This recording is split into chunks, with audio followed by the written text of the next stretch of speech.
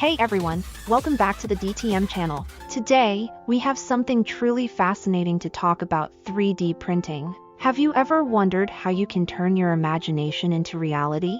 Well, stay tuned, because we're about to dive into the world of 3D printing and learn how this magical machine can bring your creations to life. So, what exactly is 3D printing? It's a revolutionary technology that allows you to transform digital designs into physical objects. Think of it as a magical machine that brings your ideas to life.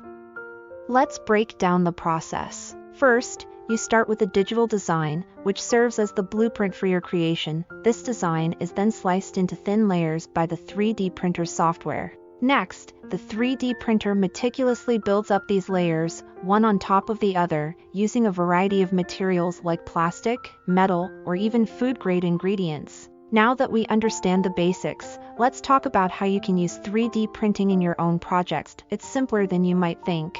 The first step is creating your digital design. Don't worry if you're not a CAD expert, there are user-friendly software options available for beginners. Once you have your design ready, you can customize it to your heart's content, adjust dimensions, add intricate details. The possibilities are endless. Now, let's talk materials. Depending on your project, you'll choose from a range of materials, each with its own unique properties. For prototypes, ABS plastic might be ideal, while for jewelry, resin could be the perfect fit. Time to bring your creation to life. Load your chosen material into the 3D printer and let the magic happen. And there you have it, folks!